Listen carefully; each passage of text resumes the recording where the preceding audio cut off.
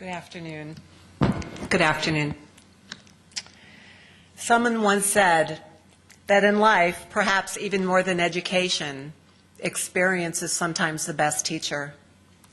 Well, if that is true, I can tell you with all certainty that there is no one in America that I know of today who has been taught more or who has been more profoundly affected by the personal devastation and particular loss caused by healthcare-acquired infections than my own family. I grabbed these pictures you see here randomly from our photo album because I not only wanted you to see what a handsome bunch we all are, but I wanted you to know that my family is just like your family in a lot of normal ways. Similar, yes, but different as well as in 1 year ago, 3 of us, representing 3 generations of Nahums, in 3 different hospitals, in 3 different states, in a total time span of just 10 months, had each acquired our own unique infection while receiving medical care. 3 different procedures in 3 different hospitals in 3 different states. Our son Josh actually died of his infection, permanently damaging his spinal cord, debilitating, suffocating, and finally paralyzing him prior to his death. Before it was all over, Josh would endure not 1, not 2, but 3 different infections, and none of them being the original reason that he was hospitalized. What I've learned during that time and ever since is the reason I have become and I remain a woman on fire with one sole purpose: to help end these largely avoidable infections.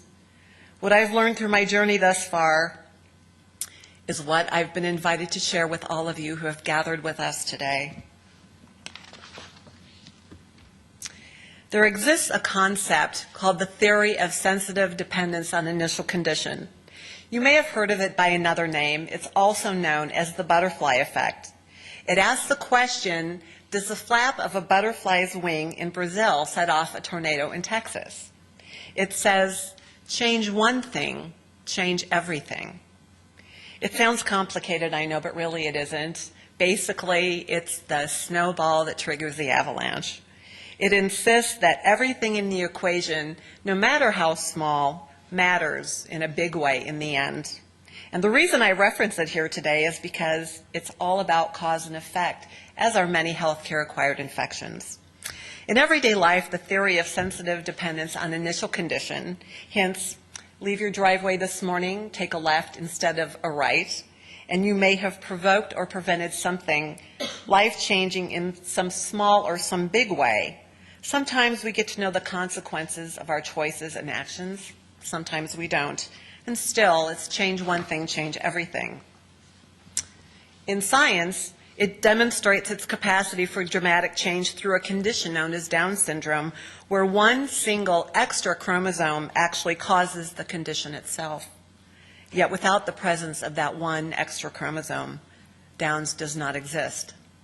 Change one thing, change everything.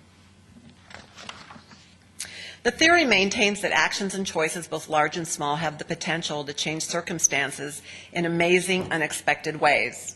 In the 1920s, American novelist Anne Parrish and her husband were browsing old bookstores in Paris, and they thought to enter a certain antique bookstore on one street, but a broken water main had prevented their passage, so her husband spotted another store and pointed them in that direction, and they decided to go into that store instead. And so as they entered, they started to browse through the used books, and all of a sudden Anne came upon one book entitled Jack Frost and Other Stories. Well, reverently, she picked up the old book and she happily showed it to her husband, thumbing through the pages, talking about how this particular book had been a childhood favorite of hers. And taking the book from her, her husband opened it up, and there on the flyleaf was the written inscription, Anne Parrish, 209 North Weber Street, Colorado Springs. It was Anne's very own book. Change one thing, change everything, you decide. On Labor Day weekend 2006, our 27-year-old son, Josh, broke his femur and fractured his skull. And after recovering for 5 weeks in a Colorado ICU, he had finally been released to a nearby rehab facility to start his physical rehab. But within a matter of days, he began feeling nauseous and running a fever. A lumbar puncture revealed bacteria, Enterobacter aerogenes, to be found in his cerebrospinal fluid. Within just a few hours of being diagnosed, the infection actually caused so much pressure to be put on his brain that it pushed part of it into his spinal column, damaging his spinal cord and ending his ability to breathe on his own ever again. In a matter of a couple of hours, this infection had dismantled Josh, overwhelming his body and causing him to become a permanent ventilator-dependent quadriplegic. Josh died 2 weeks later, but not from the original reason that he had been admitted to the hospital. He died unnecessarily from healthcare-acquired bacteria. HAIs, a dangerous, invisible enemy that each year continues to kick American patients when we're down, killing more than 99,000 of us in exactly the place and within the very setting that we trust so much for ultimate safety, the hospital environment. You know what? I could rattle out all the statistics for you here today, and I could show you the colorful charts, and I could show you the spiking graphs and the impressive visuals, but I won't. I could spend time reading from medical journals and quoting from recent articles and focusing on hand hygiene compliance surveys and showing you the way, but I won't. Instead, I'll stick with what my husband and I have been told by those who know. And what that is, it's that if healthcare providers and visitors alike would simply wash or sanitize their hands prior to touching hospitalized patients or objects in the room, they might effectively reduce bacterial infections in healthcare settings by as much as 40%. And you know what? Forget 40% because that's just the number. 40% in this particular scenario means 40,000 people. People like our son. People you love as much as we loved our son. Or mothers and fathers and brothers and sisters and husbands and wives. You know, one simple, unsexy, untechy action like hand washing, you can't imagine, but it really can effectively save 40,000 people, lives like Josh's every single year. When Josh was dying, more than 70 of his friends waited for 2 days in the hospital lobby for the last chance to say goodbye to their dear friend forever.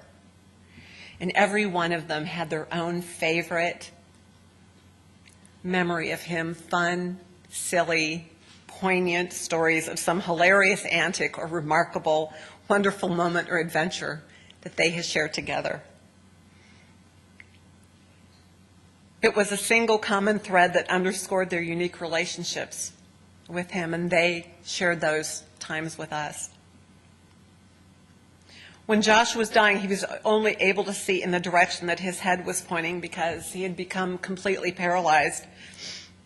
He couldn't move any part of his body at all, but he still had facial expressions. He could still move his lips and his eyes, and he could see and he could blink. And as his friends said their goodbyes, I stood there helplessly, frozen at the foot of his bed. And you know, I knew he could not feel my hand on him as I stood there, but still, I stood there just outside of his peripheral vision. And I remained there for hours at a time with my hand glued to his ankle anyway, as he lay there unaware of my touch or even my presence in that room. And when they had all had finished and they left the ICU, and even my husband had spoken his final words of love to his dear young son, I watched him back away from Josh's view, and now it was my turn And so I moved close to him now, and I bent over him, maneuvering my own face just inches from him, tilting it to mirror the way that he was lying in his bed. And I remember him looking thoughtfully and determined, straight and deep into my eyes. And he was smiling so big at me, just like he always did. And I remember smiling back at him at this awful, bizarre moment for his sake. And I remember touching his forehead and cheek and cupping his face in my hand so he could actually feel me there. I wanted so badly to comfort him, but I didn't know how to, so I thought if I touched his face, he would know that I was there with him. And there in that awful room, I fixed my eyes on his beautiful face when suddenly I realized I had no words in me for him. I had nothing to say, and I was horrified by that realization that I had nothing to say. And so stricken and mute, and not wanting to fail in that moment between us, through tearful eyes and my very best feigned smile, and a gaze that was uncomfortably long and awkwardly silent, I simply opened my mouth. And as I did, quiet, gentle words fell out. And what came so simply and naturally and directly were words from deep inside, words that I'd had for him all along. There in that awful room, I simply said, "I love you so much." And slowly scanning my face, as if to memorize it for another time, when he could see it no longer, Josh let his gaze fall back onto my eyes as he mouthed back the words, "I love you too." Josh died after having had to say goodbyes to dozens of friends and close family.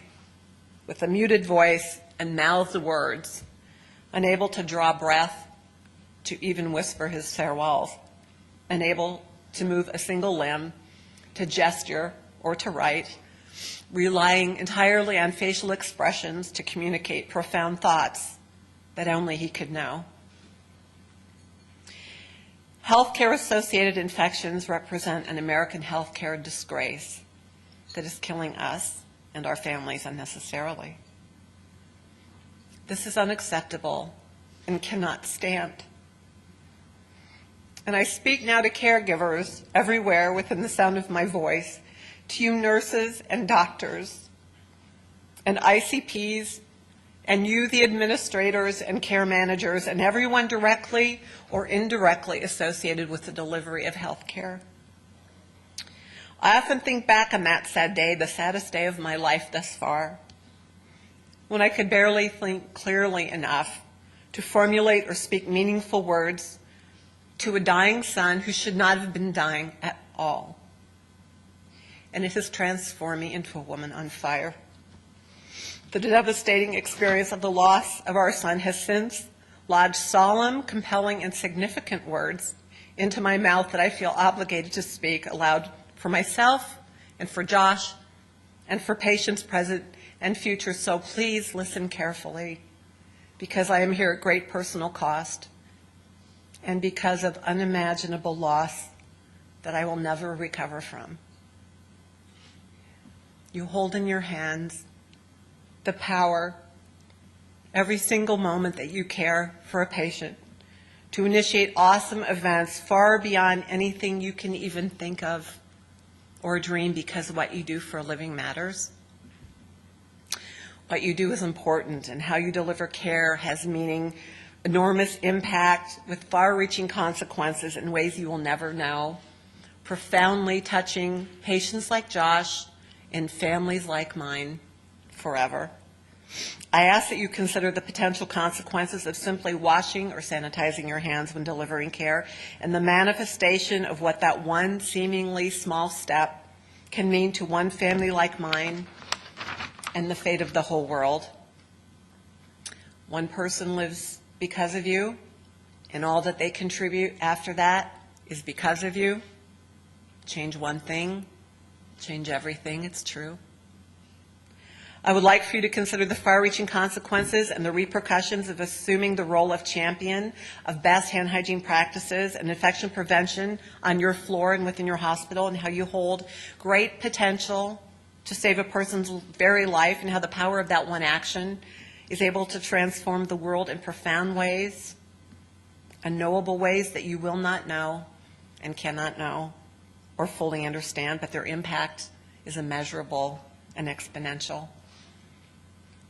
But I want you to know that when you lay your head down at night, you can know this. You can sleep peacefully and rest gently and well, fully assured in your heart of your best effort, taking personal satisfaction in the superb knowledge of your quiet but noble and grand contribution to life and the promising future of the world and the quality of families forever. And you know what? What's better than that? In closing, as patients, we come to you weak and stricken with ills, confidently laying down in your waiting arms, trusting souls, marveling in your work, full of admiration for what you do and your good, safe care of us. Thank you for your devoted commitment. We recognize it and eagerly embrace the spirit of it. For as we do, it makes us more confident in our care. Thank you for your outward displays of warmth and of grace, for compassionate smiles and kind words in a time and a place when our very bodies are at war against us. Your care comforts us more than you will ever know. Thank you for treating us as partners in our medical care and hearing us when we are seeking knowledge, pointing us and leading us to good informational resources so that we may better understand our unique conditions and circumstances, participating as best we can in order to achieve better expected outcomes that we can all be proud of. Thank you for striving to make your deep mark on the very landscape of American healthcare, an imprint that neither the winds of change nor the sea of national need will easily erode or wear away. The CDC tells me that if healthcare providers and visitors alike would simply sanitize their hands prior to touching the patients or objects in the room, they could potentially save 40,000 people a year. Wash a hand, save a patient, is that right? They say yes. Change one thing, change everything. It's so true. I leave you now with a visual aid close to my own heart. It's the truly authentic and most genuine sum of what I've learned about healthcare-acquired infections that I willingly now give to all of you.